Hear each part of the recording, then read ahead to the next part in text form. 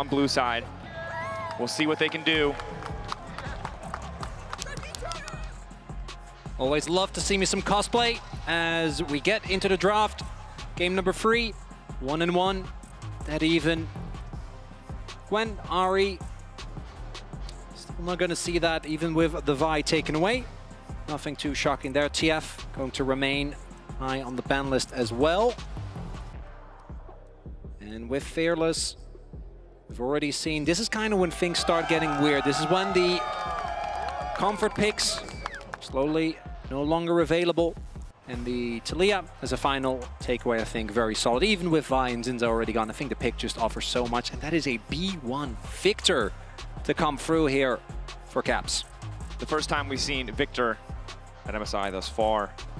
Of course, the 16th game G2 have already played on this stage. Only the 3rd for GENG.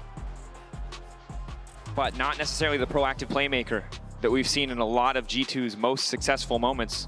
Perhaps a pivot from the previous philosophy, looking to enable another member as Caps. Forced to blind pick against Chovy, and they give away a powerful combination. Reliable engage for Duro. Once again, we saw what the Alistair could do. So much more impactful than the Braum, and this time the Nautilus to follow. And the big thing is that Braum is gone. That's one of the picks you always see into it. You can also look for maybe a lane combined with Renata. That's been another very successful angle, but the Ezreal gets locked in. I don't think that's what we're going to be seeing. Instead, Hansama is going to be playing for safety. A lot of poke already available here, and the Rel is one of the few engaged supports still left, is going to come through here. But I think that that Nautilus being able to get away with just blinding that, definitely a really powerful thing. When you also, now already with just that pick, have such good setup for MF, which is something we always look towards because, let's be real, I've seen a lot of MFs. A lot of them have not looked so great outside of laning. You know, it feels really good when you're on lane and you're just, the early game, you're shooting bullets, you're making it rain, yeah. and then you get out of lane and you just kind of get bopped. Oh boy. That's a keen Sante. If you've missed it somehow, if you've lived under a rock, this is a pretty good champ for Keen. Something to be feared, most certainly. Something that G2 are going to have to respect, but also important to note about the Rel, incredible comfort pick for Lebrov. Last year, known sort of as negatively as a Rel merchant, a Rel enthusiast, but does get that comfort pick.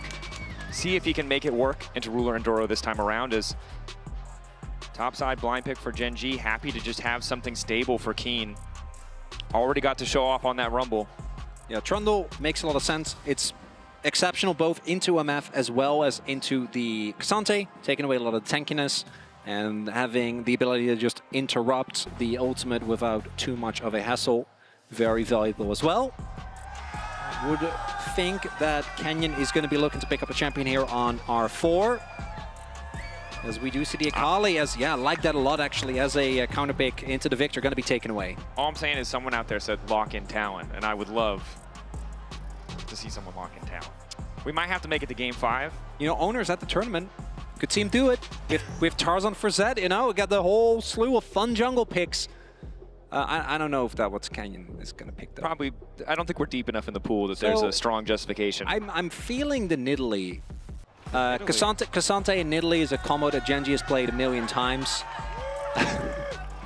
I wonder if that's going to be the ban away here, or they're going to go for something like the Silas instead, trying to ensure that Caps gets a good matchup. Banning away the Poppy. Taken away. Yeah, of course, trying to limit what Skewmont can bring. Perhaps it could also be Broken Blade. Yeah, play it's that really good last at year. Cassante. MSI, yeah. With the Sundered Sky. And the debate from G2, it's a tricky position to be in. Position they put GENG in last time around. What is R4 going to be? It's the Silas taken off the board. GENG still with the luxury of counter pick. Can go for one of the higher prior jungles or dig deeper into Canyon's champion pool. Yeah, basically two options there. Either you pick the counter pick for Chovy, but he has been known to go for really, really crazy stuff. Maybe with this, though, could just be Orianna and like a Neferi. Jarvan, I think we could see as well. Doesn't feel great into Ezreal, but does feel really good into the Victor. ability to just lock him down, guaranteed. And Jarvan, combined with MF, I think is something that always you're going to be generally be feeling pretty good about. A classic ball delivery system as well. Definitely really solid combo tools on the side of GENG if they can find those multi-man ultimates. It was just earlier in the tournament that we saw this MF used incredibly efficiently by BLG. Able to find those full channel ultimates for the MF. But now the Gnar, relatively safe. Obviously can fall apart very quickly. K'Sante finds a way to get kill pressure, finds a way to set you up against a wall past that level 6, but some decent tools for G2. Initial engage of Labrov, potential Gnar follow-up. Doesn't feel quite as synergistic as it did before. But now it's them locking in the J4, and what you said about the lockup onto the Victor just as true for the MF and the Orianna. G2 looking to assemble a little combo of their own. Yeah, like that a lot. You also have the combo with Gnar, right? Being able to set up for him, get big ultimates. Same for the Victor. And that's not the most orthodox ball delivery system, but it's one that we've seen Canyon obviously have incredible performances on. Was banned in the previous game as well. And how many times today did we watch back that flank where he just comes around the Baron pit and gets the 4-man kick? I mean, confidence, I think, to lock it in here. Obviously, Jarvan, all of the damage is in that EQ. If he whiffs even one, the jungle duel is so easy for Canyon. But a champion that we've always said scales with player skill. Well, Canyon, certainly one of the best there is. See what he can do in this early game. As we take a look at the draft as a whole here, I think G2, when it comes to the team fighting, it feels somewhat reminiscent of what we saw in the previous game, where I think that the tools are there, but there are some prerequisites when it comes to spikes, right? Yep. Again, we need to really see some items for this Victor. Ezreal, I think his one spike is fine, but it's not nearly as strong as in the MF, right? There's a reason why this pick has been highly prioritized. It's because very early on, you're able to get control, get that mid wave, get that burst going, while also being really impervious with the strut, as well as the shield from generally that BTS. Pick Teemo, please. Okay, well that's just too adorable. Now you have to. It's fine, we get to game 5. Someone has to pick Teemo. R5 Teemo, baby. Only one person can do it. The other team's gonna be bad people. They don't do it. Pressure's on, boys. You thought it was the trophy. Really? You have to worry about disappointing that adorable little girl. Here we go. What about everyone wearing a hat as well? Yeah. Support for Teemo. A lot of Teemo enthusiasts. But here we are. Series tied. Game 3. Come on, Vancouver. Give it up. G2 versus GENG.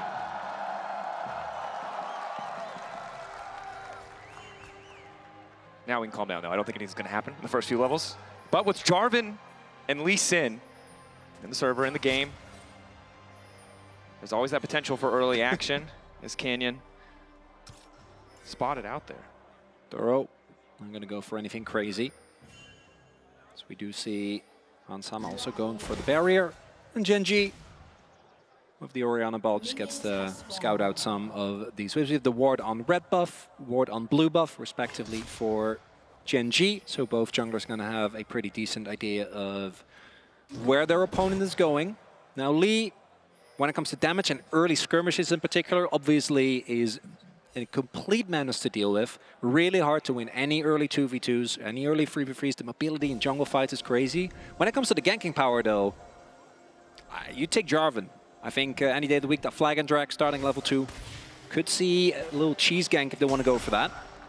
Not surprising to see Canyon start on the top side exactly because of what you said. The one lane that he has reliable setup in is the bottom lane, but perhaps instead looking to leverage the level 2 spike. Does have vision. You win the on 1v1. Skewmont. You absolutely do.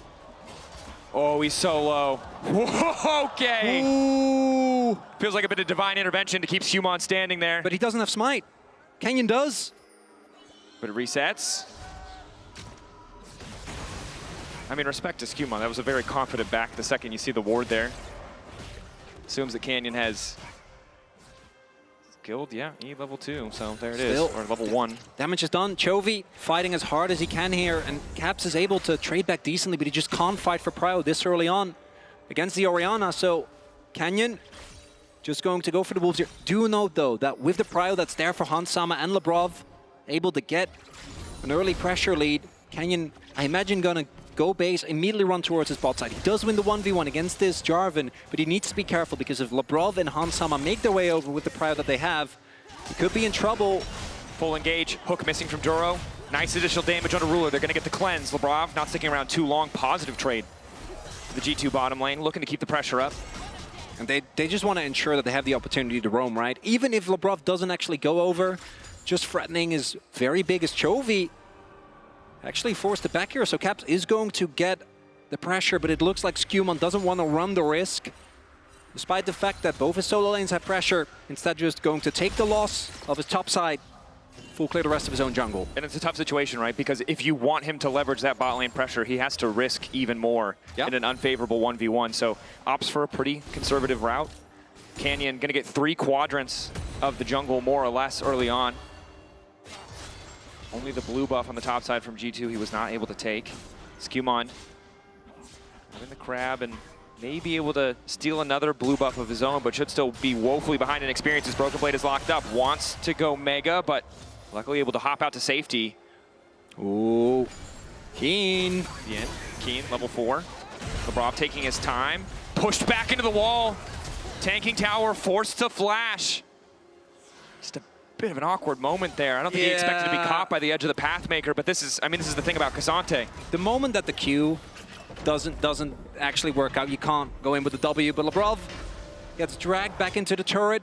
And that's a big deal because what happened was obviously GENG again going for this swap, immediately having Ruler and Duro show on top side, which for Broken Blade again is going to be one of those situations where as Dinar you're not happy, you want to be in that 1v1, want to try and use that range advantage, but in the 1v2, especially as Mininar, you do not have any control of this wave. So much credit to GENG as they find yet another hook here, but their lane assignments have been solid. In both Game 2 and Game 3, G2 consistently put in this position where they can't find optimal lane matchups as Skewmon starts to walk forward into Ruler, but again, Flag and Drag is all your damage. Martial Cadence, a little bit more to follow, but... Yeah, I think just trying to buy space. With the wave that big, there's just no way as Hans? Okay. Over the wall. That looks a lot different if level 6 is there for Keen as GENG refused to allow the mini exit. Duro, quick flash over the wall looking for the setup. Gromp there to maybe body block the Sonic Wave. Labrov trying to get tricky. He knows if the Q hits, he's dead. He lives! Ticking. Oh! Flash! Woo! Labrov! Not even close, baby! For G2, it's, I mean, the silver lining on a gray cloud. Same with the Q that missed earlier for Skewmont. Q Smite gonna get the objective. Broken Blade down a bit in experience, but about to turn Mega. Keen immediately backing up. A lot of punching back and forth here in this early game, but them not getting the kill was actually a big deal because GENG invested pretty heavily towards that, giving up a decent amount of laning pressure that they've been relying on thus far. So Labrov not going down there, and I think GENG really did think that he was already dead. Felt like they could have probably pumped a little bit more damage. But the shield for Labrov keeping him alive there. Big win for G2. To be fair, I thought he was dead too. I was. Well, I mean, we all did. Just about 100% sure. Not quite though, as Hansama trying to keep pressure on the top side. Duro playing incredibly aggressively in this Game 3, not hesitating to burn the flash. As Keen now ticking over to level 6, puts Broken Blade in an awkward position. Gnar, yes, he's that ranged champion, but he's so short-ranged early, so it makes it easy for Keen. Not quite able to get the Q3. Duro, it's a little aggressive on the top side, but there's no immediate fault from Ruler. Wants to clear out the rest of those creeps. Broken Blade forced now to recall. And in the meantime, Canyon staying ahead only by a single camp, but so much aggressive play from GENG has really shut down Skewmont's ability to interact with the map at all on Jarvan. Champion who needs to get it done is Labrov. Finds the Shattering Strike, Aftershock proc, so mitigates the follow-up damage. Not much of a return from GENG, but for a brief moment they have some pressure on the top side. As long as Hans isn't friend, particularly pre-first item spike for Ruler, see that G2 bot lane able to consistently fight. And in game number 2, I think G2 definitely went a little bit too crazy as Ruler. Oh! Okay. Ow. Trying to look at the knock it back in. Duro ignited. Hansama continuing to step up, but honestly, Ruler's doing a lot more damage back. Look at Jarvan. Rain. Skewmont moving through. Oh, Canyon's here too. Level 6 Lee Sin. Takes his time, backsteps, EQ through. Canyon not going for anything too stylish. Remember, he already invaded. He already slowed down Skewmont. denied camps, is ahead in XP. The Jarvan, the champion that really needs to get these ganks. Hasn't been able to find anything, but Canyon may have just found the 1v1. Skewmont most likely forced to EQ out. Instead, flashing away. And this is brutal from GENG. It doesn't look like much. It's only a 500 gold lead, but they're just shutting down all the avenues of attack that G2's composition can bring to bear. Well, the big thing is, again, G2 is always left responding, right? So it's GENG going for these aggressive plays, pushing out a wave, and as you snowball 3 minions every single wave, it slowly becomes these big leads, something that GENG have really relied on. And no kills have gone over yet the gold lead keeps on growing. As for now, G2, again, the thing I want to see them improve from game number 1 is do not fall for these early fights. I do think you have a little bit more power with the Jarvan, as well as the Ezreal, but you need to be very, very careful playing into that enough, playing into the Nautilus and the Lee. That free-man unit has so much burst available as Duro looking for another play. X-Flash, waiting. Gets the auto, hook back, just on the edge of tower range. Hansama living for an extra second here. Ruler, full channel in the ult, but it's Canyon on the way in. Hansama, there's no way out of this one. Ulti across, trying to get something back. Canyon just kicks him into the wall, knocks him down. First blood for the side of GENG. And there, Duro, again over the wall, finding a big play, sets it up, and Hans, because of that, doesn't have the ability to even thin out the wave. So Canyon can just walk in. And I've seen many of Canyon's teams play for him, but the fact that he's on Lee Sin of all champions, this isn't generally a champion that you see go for farm. The cross map is good, the dragon gets taken, and G2 do keep control of that 100% first dragon rate. And one of the criticisms that G2 and GENG both share with their respective expectations is jungle support synergy, right? Canyon and Duro not always on the same page, some moments of brilliance to be sure, but this game, doing everything together, clear focus. Canyon so close to having 2 more kills, both at the level 2 invade, as well as the previous play where Lebrov just barely makes it out. Instead it's a single kill, but still you can see 1.3k gold lead in the previous games. G2 was always able to grab that first Drake, even if they had to concede the grubs. It's just not the case in game 3. And Caps and Chovy both using the TP. Duro looking for another play. Flash available this time. Caps has his Roa done. I don't know if they have the damage. Speed tries to sidestep, but the lollipopping is good. Rob still walking forward. Just to return a bit of poke. Q3 onto Keen. Boy throws a house at him, but not to much effect as Lebrov did get a bit of vision, bit of info as to where Canyon is. Gives Broken Blade a little bit more license to play aggressive in the mini-Gnar. Looks like most of the CS lead actually with Keen on the Keen Sante. Also Chovy, decent amount, but I think that is also Caps having to be very mindful of where Canyon is. The threat of this Lee always there. First item now approaching. Early Dragon though, again, going over to G2 does mean that I hope that they kind of relent from what they did in game number 2, because you're again looking at a Rod of Ages. Did finish relatively early, right? We see Caps already with that in his inventory, but on Sama, it's really the 2-item spike that you want to get towards as Ezreal. Both the Triforce as well as a transformation to Muramana, because otherwise into MF, the upfront burst and DPS just isn't quite there. Yeah. And as Ruler gets closer to the Bloodthirster. He's almost mega. Skewmont's there as well. Hoping to find the combo. Q3, mini-Gnar instantly deleted. Out of turret range as well. No chance of a counterpunch. That's a heartbreaker. Skewmont's there! He's looking for an opportunity to keep his teammates safe, but there's just too much burst available. And Broken Blade with Flash Up especially.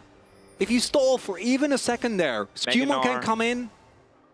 Could have been a big moment, a big turnaround, but instead, the snowball continues. Canyon now a second kill, top wave. Ruler's able to just shove yet another wave into the turret, and Hans will be able to pick up most of it, but it's these small compounding leads, because now, 12 minutes in, 2k gold lead here for GENG as... It's brutal. G2 are being bled out. But this time, again, I'm looking, how are these Herald fights going to get played out, and are G2 going to not take the risk of thinking game number 1? Because this time around, I think GENG, you don't quite have the same edge, because looking at the front to back of GENG, I don't think that ever really falls off. Obviously, MF can struggle, but Orianna, Keen on his Cassante. Shockwave. Canyon was there, ready to follow up, but just going to be a bit of poke. Here. Does he want to be? Okay. Rob poking back. Keeping an eye, of course, on the next major objective. You said it yourself, 2 minutes till that Herald spawns. Bit of vision from the side of G2 now being cleared out by Chovy. And it's a little bit tricky. If you take a look at the bottom of the map, you can see Bloodthirster completed for Ruler. Still opting to go bot lane, but if he wants to go mid, it's pretty impossible to get him out of that lane without more support. In the 1v1, he just heals up any potential poke. Oh, the gang swat. Caps not going to be found by that Q. Is it a false sense of security play?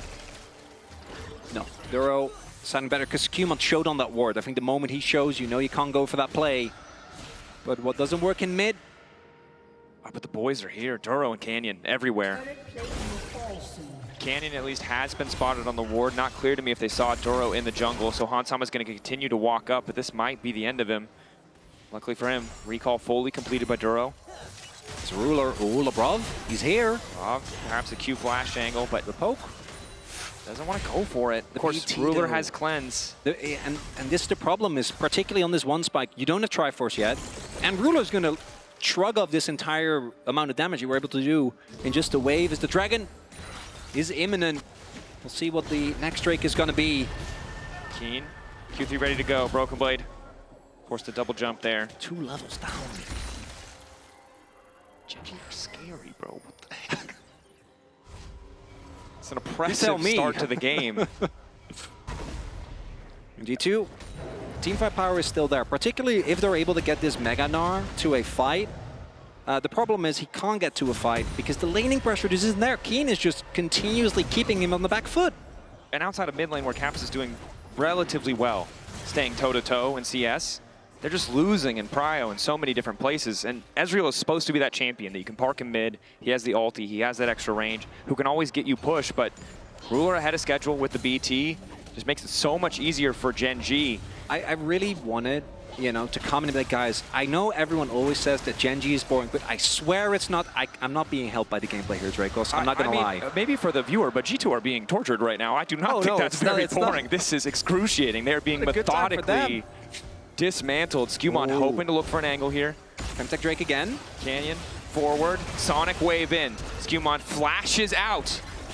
Another major playmaking tool gone, and I think they might just have to concede the objective here. They have vision, they have the crab to at least know that it's happening. They saw Lee Sin go over the wall. It just doesn't matter because GENG have already, again, rotated their bot lane towards the top side of the map, right? So now as G2, you're not really in a position to contest this because of the mid lane play. So you are now going to rotate your bot lane back up towards that top lane, at least try and match the pressure, but that means that Keen gets the opportunity. He has TP, by the way, so even if you try to contest her while you're a member down, you don't really get to.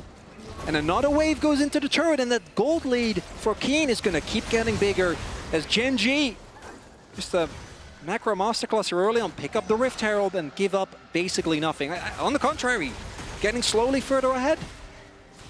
Labrov maybe looks to cancel a recall here, but still really good vision from GENG. Can't afford to step too far forward, even with his team there to back him up. And I think one of the terrifying things about this GENG lineup is just about anyone on this team can step up and carry. Last game, it felt like it was Ruler, Keen to a certain degree with those great Rumble ultimates. This game, Canyon and Duro really setting the pace as Keen just continues to win out in the 1v1. And for G2, what I'm looking towards is being able to get the flashes of both Chovy and Ruler. They're the two members that, if you're able to get their flash one way or another, even be it with a hard force play, you at least have the opportunity and use Skewmont's ultimate.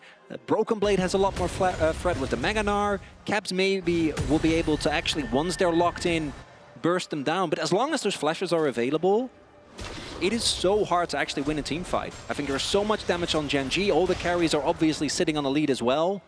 And while it doesn't translate to any huge item finish advantages outside of top lane, it's still, those little moments are going to matter when it comes to every single one of these skirmishes. I mean, a story of little moments for both sides, right? It's safe to say. As we see, even in mid lane, Ruler taking a quick trade, knowing he has the advantage of lifesteal. Hansama firing back with the red buff.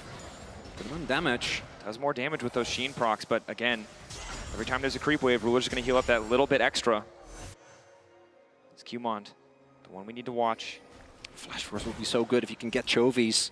But again, Duro is just always where he needs to be. Oh, the vision is always solid. Chovy might still be in trouble here, but it's such a gamble G2 are kind of forced to make this play because already Broken Blade is conceding on the other side of the map. They're trying to burst through Duro in the meantime. Luckily, he gets the Aftershock down, so it's taking a bit of time from the side of G2. Cataclysm goes in. Knock up there. Skewmon grabs the first. No wave yet to play on. GENG, though, respond. They might not get the kill, but they get the tower. And now it's Chovy. Will walk away. I'm getting stone cold from Chovy. Good that G2 get the kill, but conceding the tower, definitely not ideal. And now Canyon, with the Herald he grabs earlier, is set to break mid. Hansama has to be careful, immediately tries to get out. Skewmon isolated on the side. Good damage coming in from Ruler, and down he goes. Oh, Canyon! I don't know if that was a misclick or if that was intentional, because if that was intentional, that was insanely BM. Canyon either styling or misstepping, but it doesn't matter, because either way he got the kill, and he's just riding off into the night like a beautiful bandit! I don't know what's worse, if that was an accident or a purpose. Dracos! As bot lane turret falls, mid lane disaster, as the map breaks open, and Canyon is just styling on What do them. you even say? It's a double limb bracket, but still he's styling like it's a regular season game.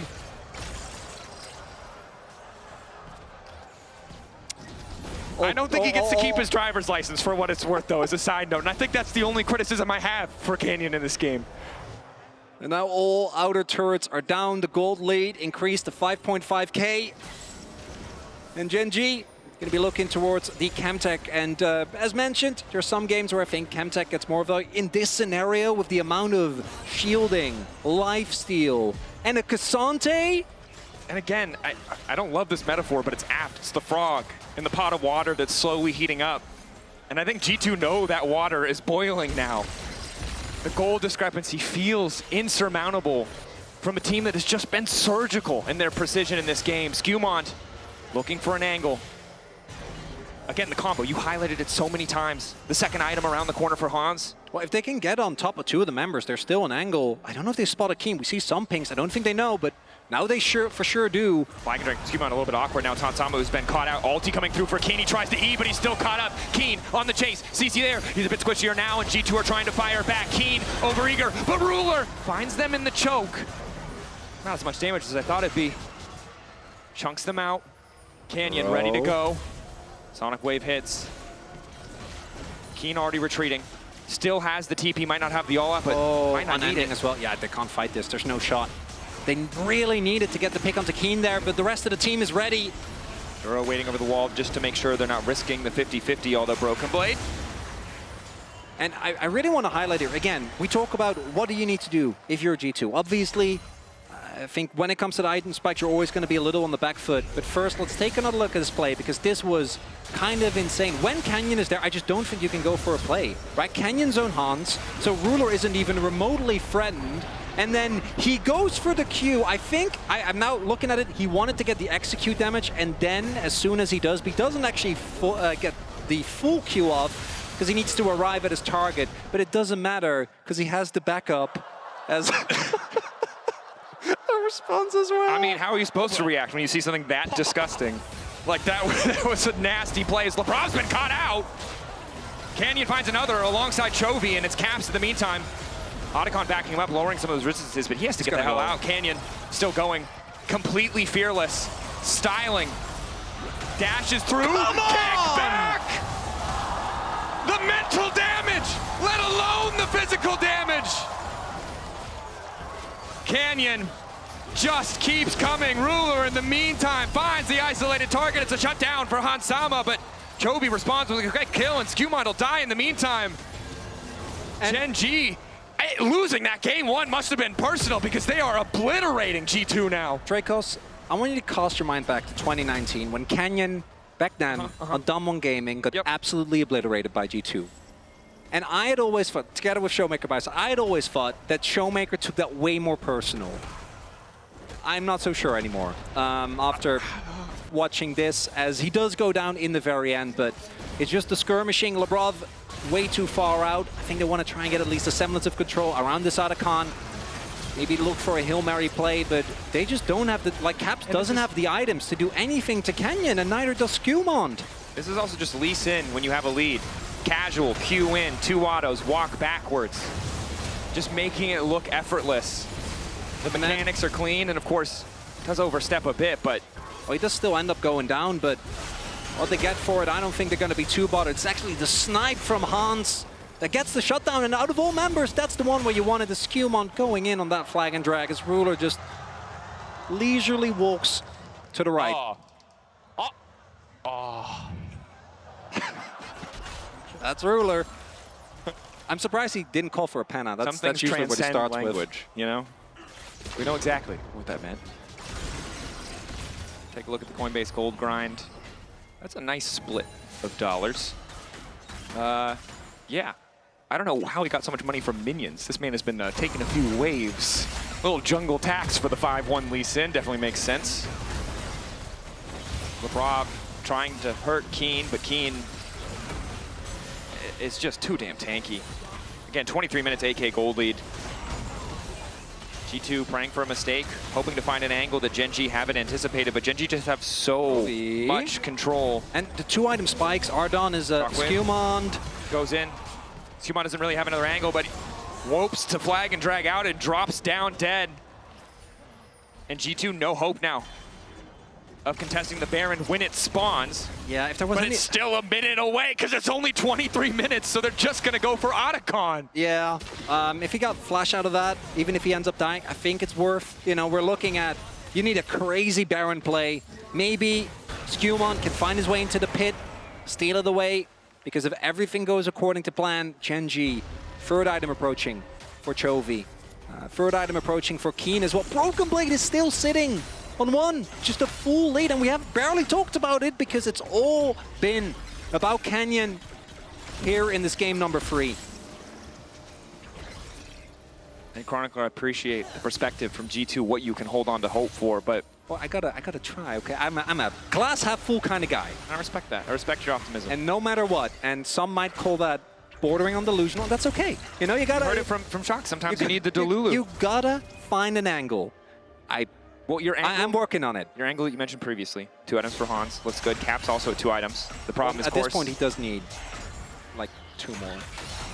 Okay. Yeah. So that option's gone. So we're waiting for 4 items. Well, maybe just 3.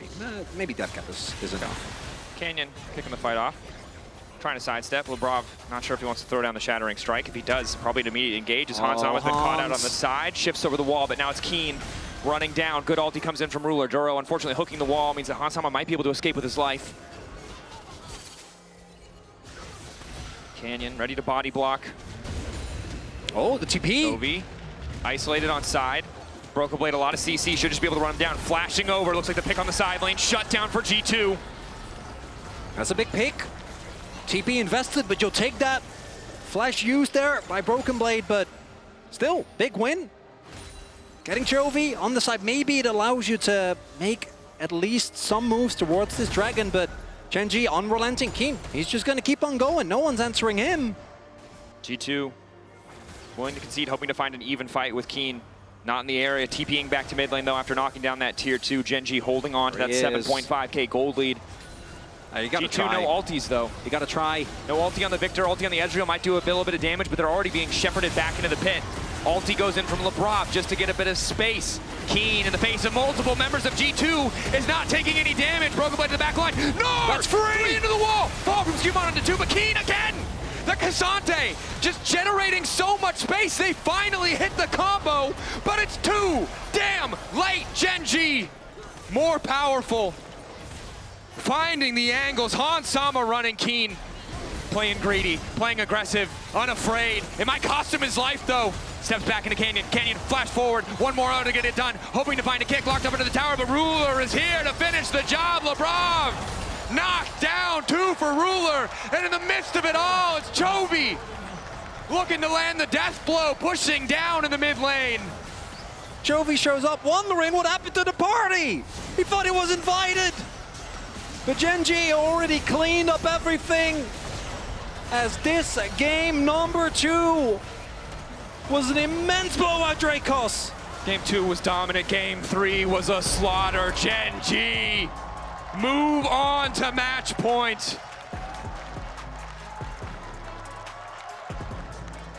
What do you even say after a game like that? GENG, they took control, literally starting level 2. Canyon started invading, and from that point onward, there was absolutely no semblance of control for G2. There was always a lane that was behind on tempo that couldn't respond, that was getting pushed in. Canyon was showing up on vision, taking away a Krug here, taking away